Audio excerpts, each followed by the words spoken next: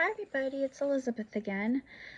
I just recently watched the Venture Brothers' Radiant is the Blood of the Baboon Heart. And if you know me well enough, here I go again.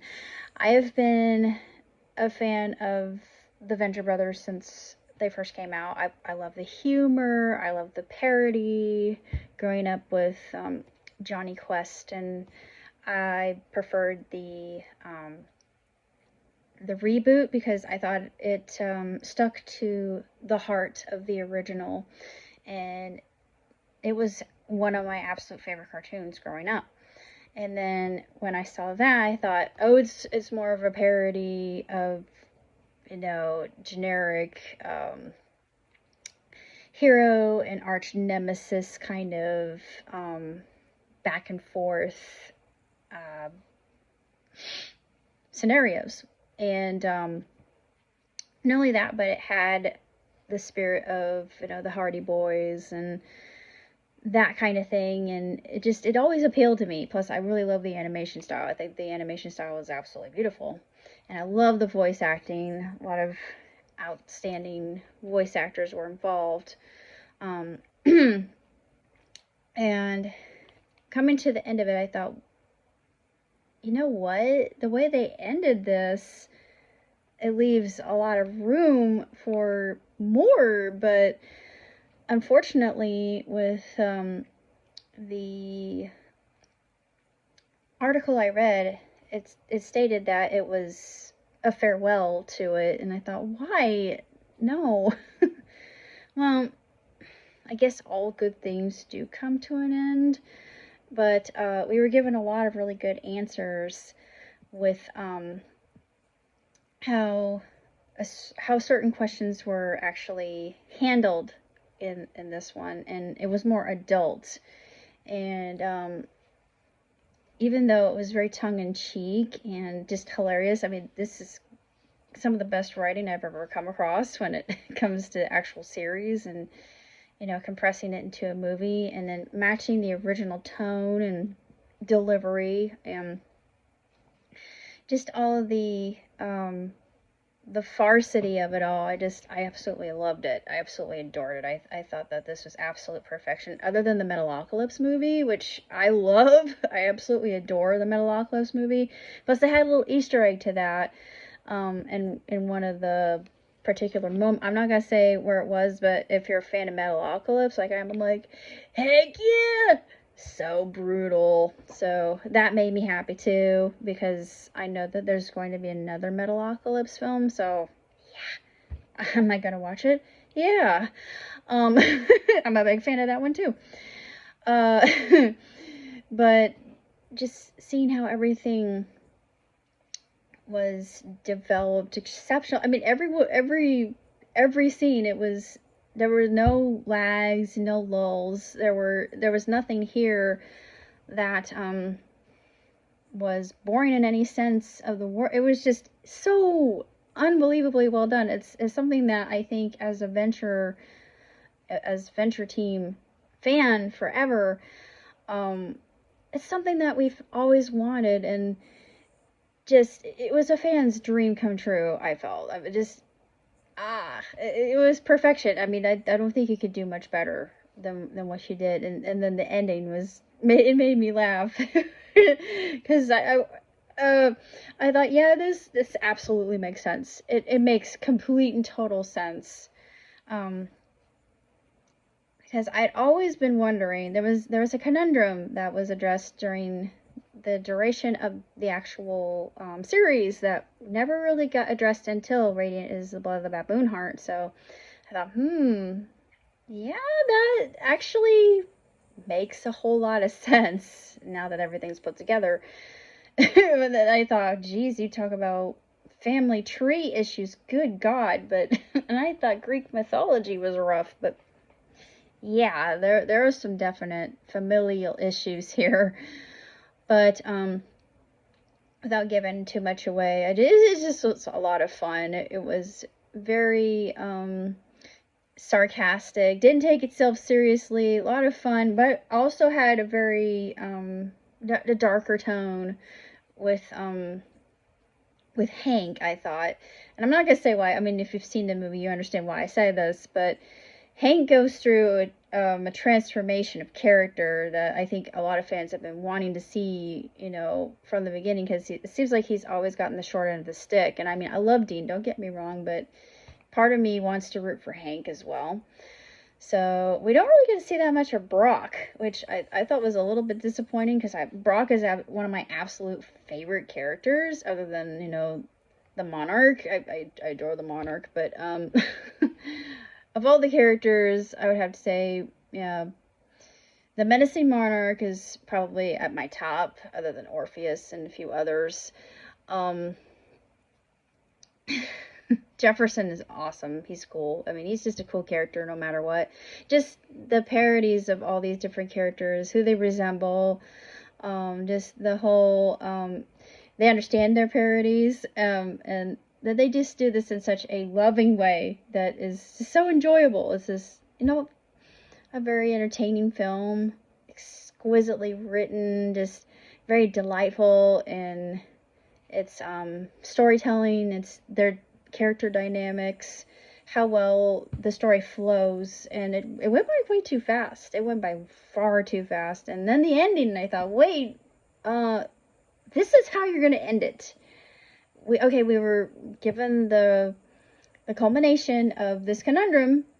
Now you're just gonna end it like that. And I thought, wait, but you could do so much more. And I mean, a little bit of me was just slightly downtrodden. And I thought, it's that kind of, okay. As a fan, I want more. I'm sorry to say it that way. I love the Venture Brothers. It was something that something I watched religiously and enjoyed immensely. And I even got to see some cosplayers as my favorite characters, and I almost, died, because I just thought it was the most incredible thing I'd ever seen. They were so good. They were outstanding cosplayers, and I thought, man, I need to do Miss Monarch. Although I don't think I'd probably be a more fitting Menacing Monarch, just because I'm ginger, but yeah, it would be a gender bent version, obviously. But I doubt I could pull it off just because of how curvy I am. But curvy and way too sassy. But, I don't know. The ending seemed, yeah, it was outstanding. Don't get me wrong. There's so much more that they could do with this. And I understand where other fans are coming from, but it's sad to see it go. It really is. I'm not going to sugarcoat that. But, beyond that, that's basically all I have to say, other than, of course, they have the Ladybug film on Kiss Cartoon, so yes, I will be reviewing that, much to everybody's delight. Of course, I will be watching Saving Me, and then I thought of going to Crunchyroll and watching Spy Family, because I've been meaning to for quite some time. Then I'll go back, and I know I promised Holly Hobby, because I had seen that they had Holly Hobby on not Kiss Cartoon, BYU, where I watched Saving Me. So I'm going to return to that, as I promised a long time ago, and review the whole thing. Although it'll take me a while, but I will get through it. Beyond that, I don't know what the future holds, and as far as animation goes. I have no real desire to see the rebooted TMNT, just because I already know how it ends. And yeah, I'm not impressed by that, so I'm not gonna bother unless someone says, hey, I want to go see it with you, just for kicks and giggles and nothing else. I might do a review of it, but odds of actually going through are probably next to nil. Same thing with the Barbie movie. I've read a lot about it, and I'm not what you would call a feminist. I'm more of a humanist. I'm a humanist and an egalitarian. And there are certain scientific facts that delineate the fact that women cannot do certain things that men can do. It's just a scientific fact. You gotta take it. I mean, I'm all for gender equality, but there are just certain things a woman cannot do, like lifting, for heaven's sake. I mean, my weight limit's 50 pounds. Beyond that, yeah, no, I'm not giving myself a hernia. Thank you very much. It's just physically, we are not built like guys, all right? I'm sorry if this makes people mad, but I mean, I'm all for, you know, women having equality. It's just that, the Barbie movie seems like it's shoving a message down people's throats. And I'm not really sure that I agree with, honestly, on all accounts. If someone were to go see it with me, I would say, okay, because I grew up with Barbie and I love Barbie. And I don't see anything wrong with Barbie, honestly. But I feel like, it just is not something I would, want to see unless someone were to go with me and go see it with me. But yeah, chances of that are very low. Beyond that, it's anybody's, Oppenheimer, yeah, definitely, I am definitely going to be seeing Oppenheimer. That goes without question, because I'm fascinated by stuff like that. I'm a huge history nerd, so obviously I will be doing a review of Oppenheimer. Beyond that, I really don't know what the future holds, other than more webcasts. But I really did enjoy Radiant is the Blood of the Baboon Heart. I thought it was just completely outstanding. It's really sad to see the Venture brothers come and go, and having it around for so long, and it's like saying goodbye to an old friend and knowing they're never going to return. It's sad. I'll admit to it. But maybe they could do more.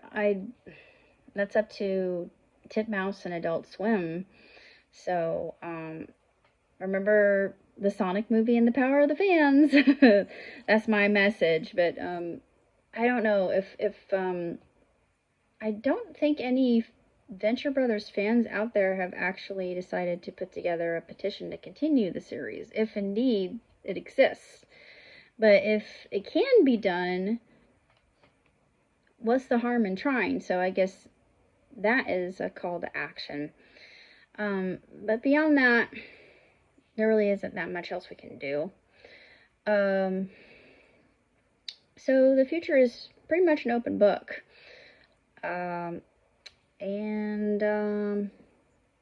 That's all I got to tell you. Other than, at some point in time in one of my webcasts, I will be revealing 2 ginger cats that John and I rescued. I might as well tell you the story now. We had been alerted by a woman who actually takes care of stray cats in the area that there was a couple of cats that had been dumped on the side of the road. And of course, both of us being who we are, we decided to take the call and spring into action.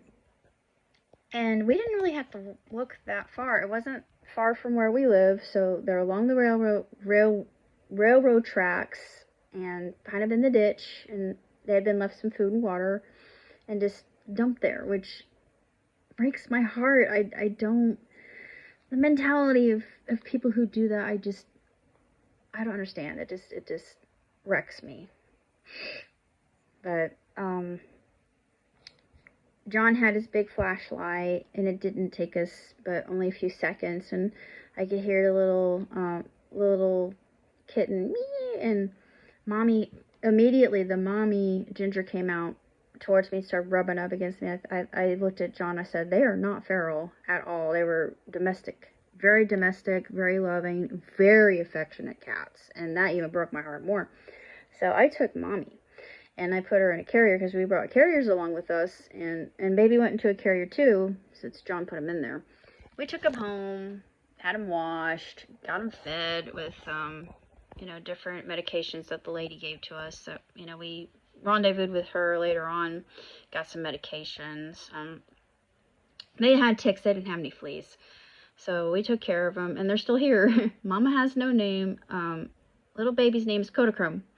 So he goes by Coda for short, and Coda is the perfect name because in Native American it means ally or friend or little bear.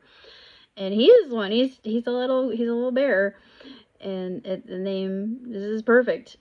As for Mommy, we don't know what we're gonna name her yet. She just goes by Butters right now. So Butters is her temporary name.